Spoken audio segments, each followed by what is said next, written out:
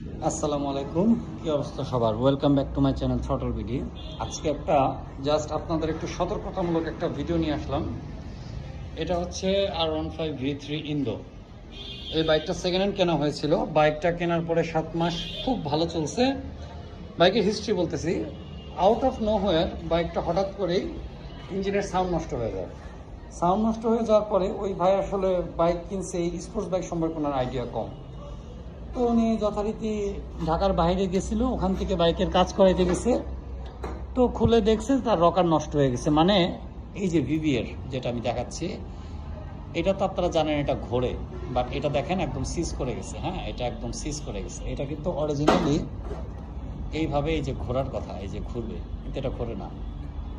তো তারপরে উনি বাইকটা ওখান থেকে কোনো মতে কাজ করায় ঢাকা আনছে। ঢাকা আনতে আনতে আবার সেম অবস্থা পরে উনি ঢাকায় এনে বাইকের কাজ করাইছে। ওইখানেও বাইকের কাজ করানোর পরে 12 দিনের মাথায় বাইকের আবার সেম অবস্থা। এখন তারপর উনি আমার কাছে নিয়ে আসছে যে ভাই এই অবস্থা, এখন আমি কি করব।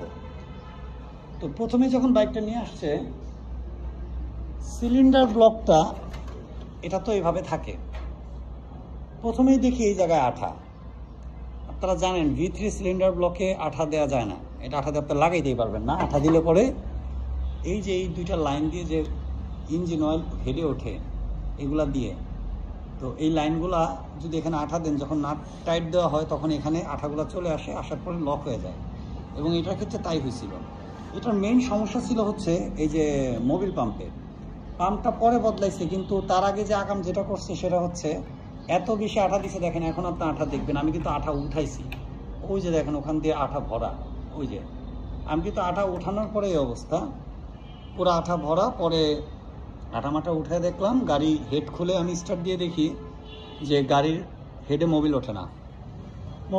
তখনই তো বুঝতে পারছি। পরে দেখলাম যে পরিমাণ আঠা দিছে, এই যে এখানের যে মোবিলের যে চ্যানেলগুলা, সেই চ্যানেলগুলা সামহাও জ্যাম হয়ে গেছে। প্লাস হচ্ছে এই যে সিলটা, এই সিলটা সমস্যা হচ্ছে, সিলটা টেম্পার নাই, সিলটা কেসিং থেকে বেরোয় আসার পরে যেটা হয়েছে প্রেশার নাই। এখন এই ঝামেলার কারণে ধরেন গাড়ির মধ্যে যাই করছে, এখন পর্যন্ত উনি 60,000 টাকার উপরে 70,000 টাকার মতো ভেঙে ফেলছে, কিন্তু গাড়ির যা লাগায় তাই নষ্ট হয়ে যায়। সিলিন্ডার ব্লকটা বাদ হয়ে গেছে। এখন এই সমস্যার কারণে, যেহেতু উনি এটা কদিন আগে লাগাইছে, এখনও দেখতে পাচ্ছেন সাদা আছে, এটা নতুন যেহেতু, এটা তেল খেতে খেতে মোবিল খেতে খেতে একটা সময় লালচা হয়ে যায়। তো এখন আমার প্রথম কাজ হচ্ছে, আমি দেখাই কি নিয়ে আসছি।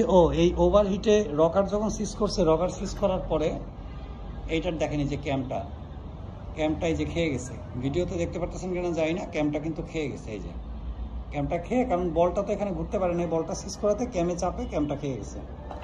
এখন এইটার জন্য নতুন সিলিন্ডার ব্লক নিয়ে আসছি, ক্যাম নিয়ে আসছি, রকারের সেট নিয়ে আসছি।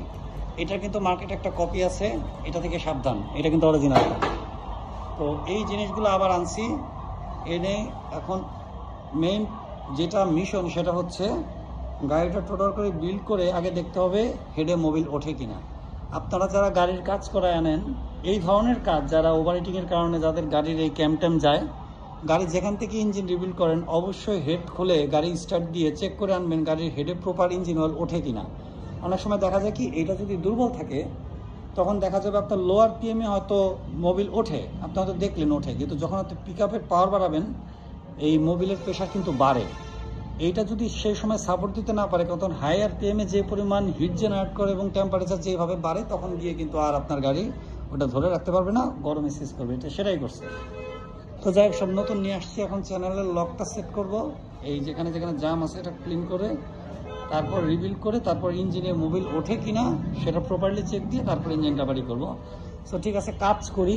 তো দেখেন এই ছোট্ট একটা জিনিস ধরতে না পারার কারণে ওনার এখন পর্যন্ত এইটাতে আমি 3বার করতেছি। আশা করি এবার ঠিক হয়ে যাবে, বাকিটা আল্লাহ ভরসা, হাতের কাজ যেহেতু। তারপরে একটা চেকআপের ব্যাপার আছে। জিনিস দেখাই, এই যে নিচের যে গ্যাসকিটটা, এটা মাত্র তুলতে গিয়ে দেখেন নিচে কি পরিমাণে আঠা দিছে। এই গাড়ির কাজ করতে গেলে কি কখনো আঠা দিতে হয়? এটা যারা এই গাড়ির কাজ করেন, এটা তো পালসার ডিসকভার না যে আপনার ইচ্ছা মতো আঠা দিলেন। এমনভাবে আঠা দিছে এই যে লাইন মাইন সব জাম করে ফেলছিল। এই যে এইসব জায়গাতে তো মোবিল ওঠে, সব জাম।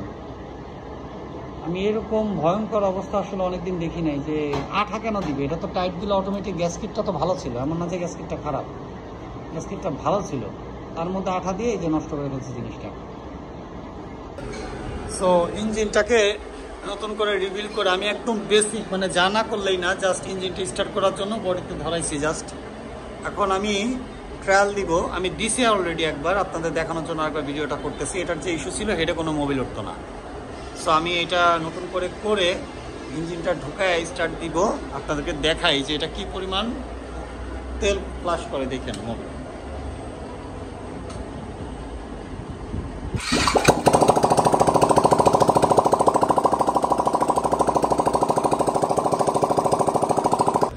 সো ফাইনালি বাইকটা কমপ্লিট করলাম। আমি একটু টেস্ট রাইডও দিয়ে আসলাম, টেস্ট রাইড দিয়ে চালিয়ে মিলে দেখলাম যে হ্যাঁ এখন কি অবস্থা। সো এখন পর্যন্ত ঠিক আছে। আর যেহেতু দেখতেই পারতেছেন সিলিন্ডার নতুন আর যা যা লাগিয়েছে ওগুলোর ভিডিও তো দেখছেনই। সো এটার এখন ব্রেকিং পিরিয়ড চলবে 1500 কিলো। 1500 কিলো পার হওয়ার পরে দেন এটাকে ফাইনালি আরেকবার চেক দিতে হবে যে সব কিছু যা যেভাবে সেট করেছি ওটা ওভাবে কাজ করছে কিনা। ওটা চেক দেওয়ার পরে দেন ফাইনালি গিয়ে গাড়ি আমরা মানে ওকে ডেলিভার করবো যে হ্যাঁ ঠিক আছে, একদম সব কিছু ঠিক আছে, এখন চালাইতে পারবে। মেজর ইস্যু একটা ছোট্ট একটা ব্যাপার থেকে যেহেতু এত বড় বড় ক্ষতি হয়েছে, তো একটু তো থেকেই যায়। কারণ উনি কোনো আশা করে আসছিল জিনিসটা যাতে ঠিক হয়, তো করে দিয়েছে। এখন বাকিটা আল্লাহ ভরসা দেখা যাক, ইনশাল্লাহ আর কোনো প্রবলেম হবেও না, যেভাবে যা করে দিয়েছি ঠিক আছে।